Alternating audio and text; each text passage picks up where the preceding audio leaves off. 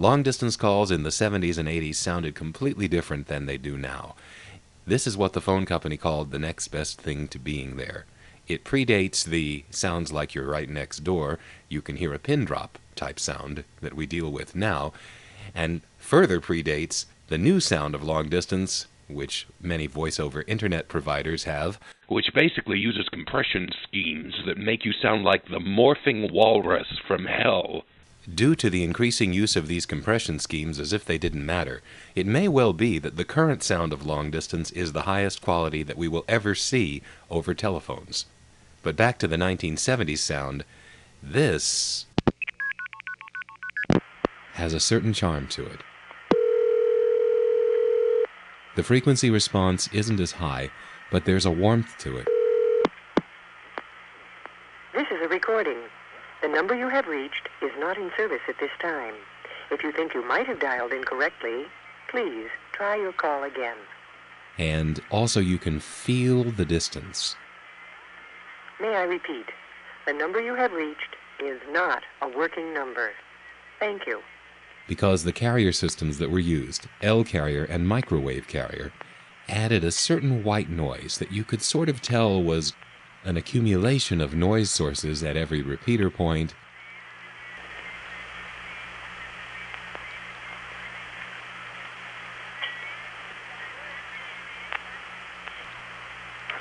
And it just had a charm that can't be matched. That was a typical call to Centralized Intercept, and I have a tape of calls like that made from New York to Bell System cities in the United States and Canada in February 1977.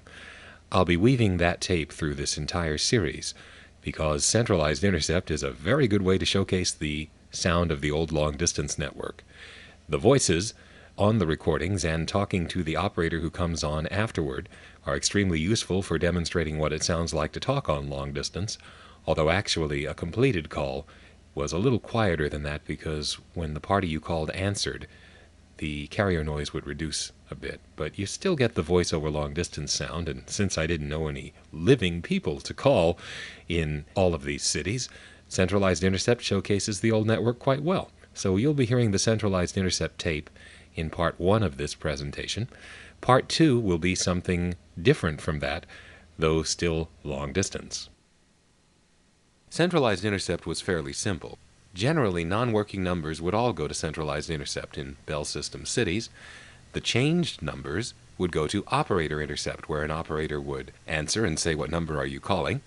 You'd tell her the number, and then she would either look it up or key it into a computer terminal and tell you the report on it, give you the new number if there was one.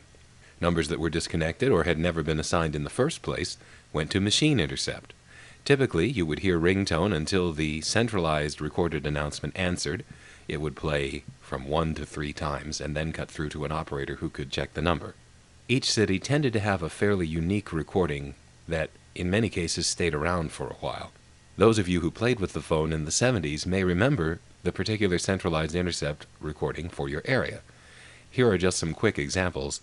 New Jersey Bell, up until sometime in 1975, had this one. I'm sorry. The number you have dialed has either been disconnected or not assigned. If you think you could have dialed incorrectly, please try again. Thank you. My voice has been recorded. Southern California had this one. The number you have reached is not in service at this time, and there is no new number. Please be sure you have checked the telephone directory for the right number and are dialing correctly. This is a recording. Washington, D.C., prior to a time in 1975, had this one. I'm sorry. The number you have called is not a working number. Please check the number before dialing again. This is a recording. And then there was the infamous Atlanta recording from 1970. Excuse me, it's about your call that did not go through. The number you have dialed has probably been disconnected. However, if you wish to verify this report, you may stay on the line and an operator will assist you. If you think you could have dialed incorrectly, please try your call again. This is a recording. By the way, that recording was part of a Bell System experiment, and they were always very careful the way they did things, where they were trying out different ways of doing recordings to see if a more friendly, casual approach would help people to pay attention. As part of this experiment, they chose 2 cities, Atlanta and Chicago, to try it out. Here's the Chicago counterpart to the Atlanta recording. Excuse me. It's about your call that did not go through. The number you dialed has probably been disconnected. If you wish to verify this report, you may stay on the line and an operator will assist you. If you think you could have dialed incorrectly, please try your call again. This is a recording. You know, that actually sounds reasonable as read by that announcer. But in Atlanta, the bell system got more than they bargained for when the lady picked up the copy and read it in that sassy style. And actually, that ended up prompting a rather stern phone call, which I actually have a copy of. Now, this is... I didn't record this, so the quality isn't very good, so you'll have to bear with me on this. But here is the phone call that went through to Atlanta after the people at AT&T actually heard the way she had announced that experimental recording.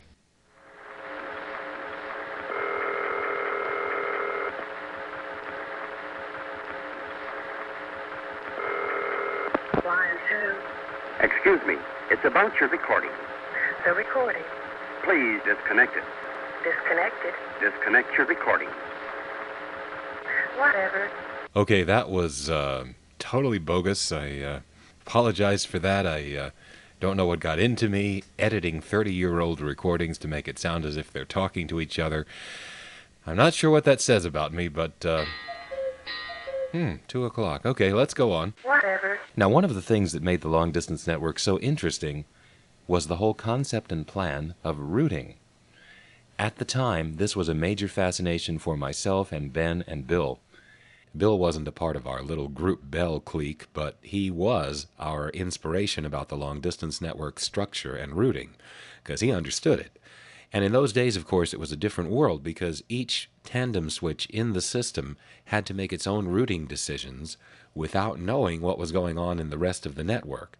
There was a central control center that could send out orders to modify routing based on stuff that they were observing, but for the most part, the tandems were on their own, and the only thing they knew was whether their own trunk groups to various places were busy or available. So a hierarchical routing scheme was set up so that as each tandem made its best guess, based on whether trunks were busy or not, everything would work smoothly.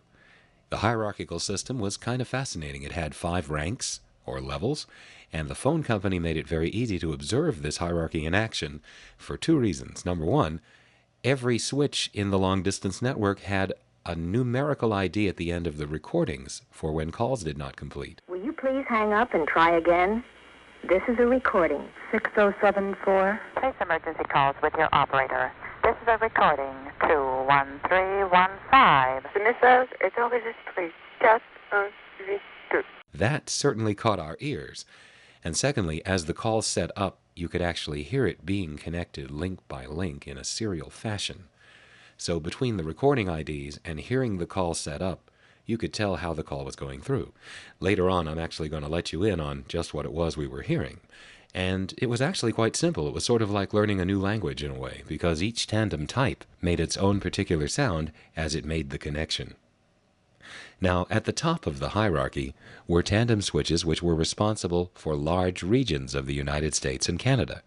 There were only 12 of these regional centers, also called Class 1 offices, and each of these was at the top of the homing chain for its particular region. In 1976-77, the 12 regional centers were Dallas, 2141. Wayne, Pennsylvania, 2151. Denver, 3031. I'm not going to say the name of the next city, but it's in Saskatchewan, 3061. St. Louis. 3141. What the? Please check the number and dial again or ask your operator for assistance. This is a recording. How can anybody sound like that? Anyway, then there was Rockdale, 4041. which was in Conyers, Georgia, Pittsburgh, 4121. Montreal, San Bernardino. 7141. There was a switch in Norway, Illinois. 8151. Then there was White Plains, New York, 9141. and Sacramento. 9161. As you can see, the recording ID numbers for the regional centers were made up of the area code where the switch was located, plus the digit 1.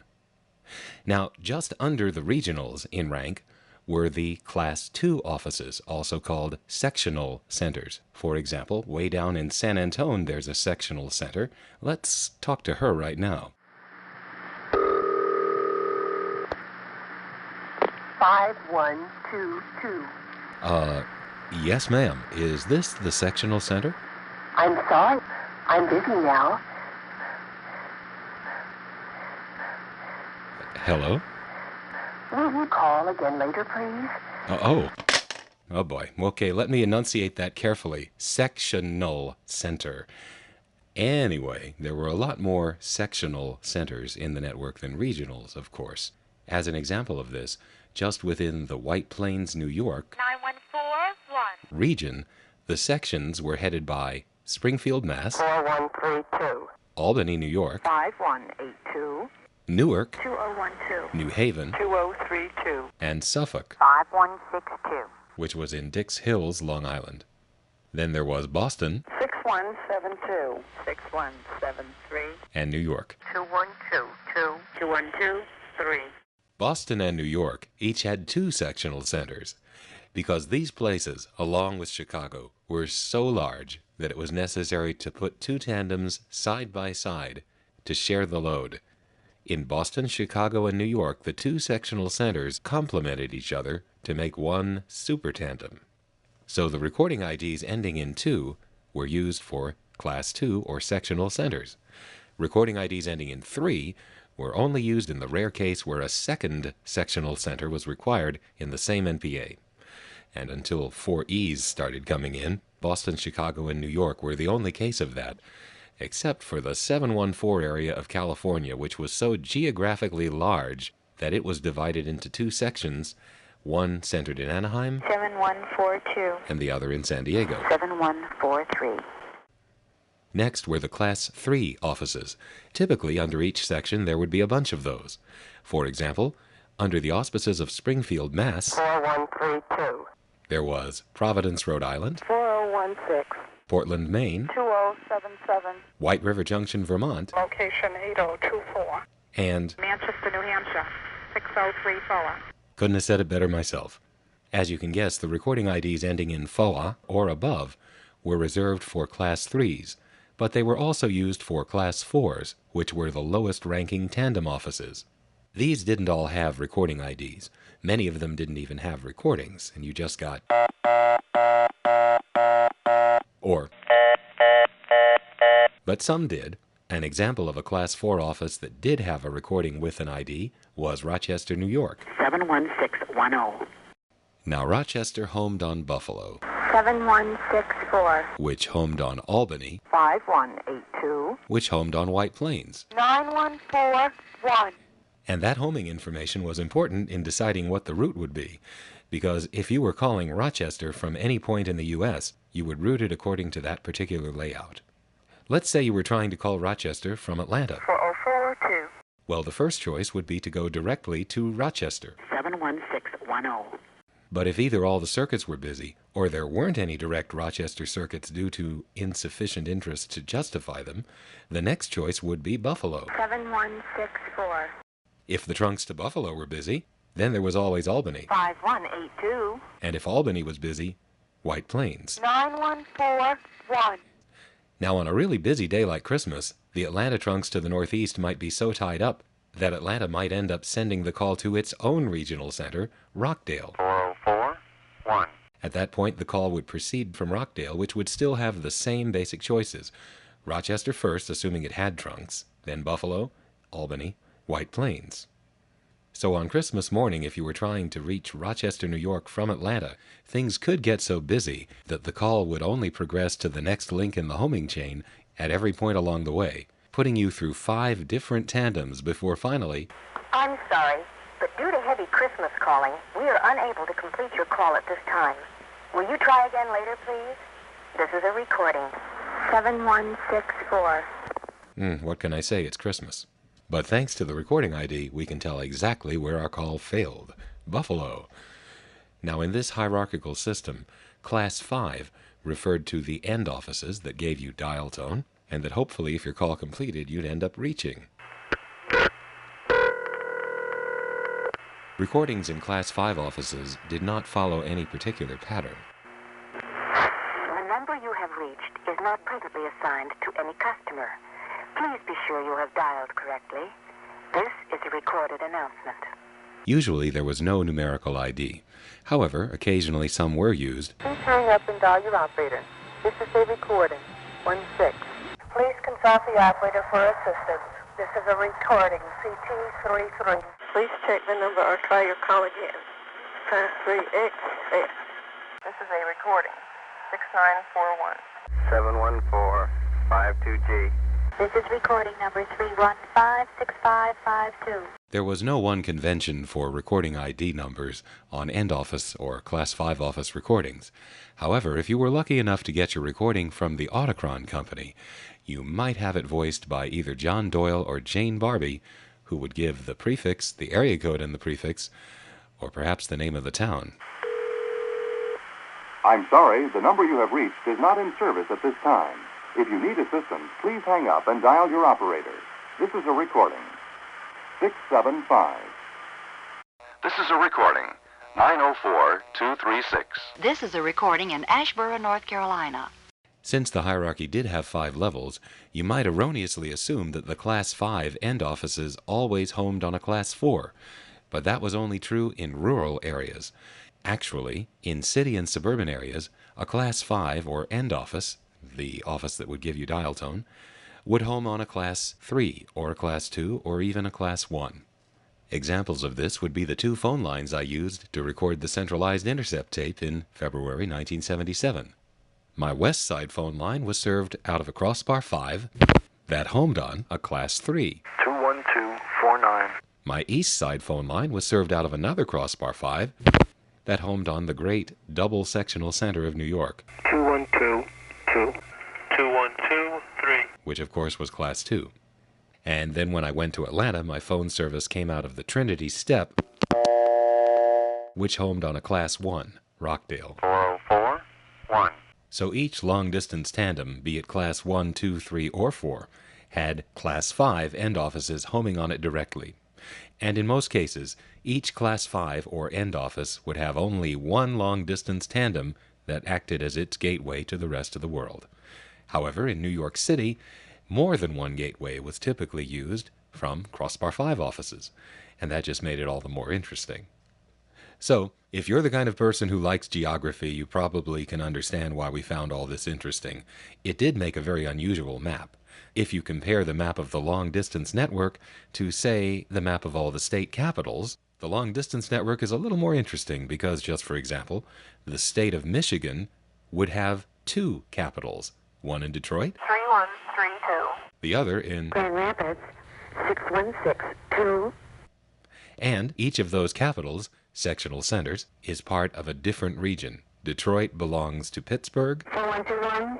Grand Rapids belongs to Norway, Illinois. 8151. Meanwhile, the state government capital of Michigan, Lansing, 5174. was just a tributary to Detroit. Well, enough about routing for now. And this is an ironic way to explain routing because I've just used the recordings that you would get when calls failed to explain how calls went through.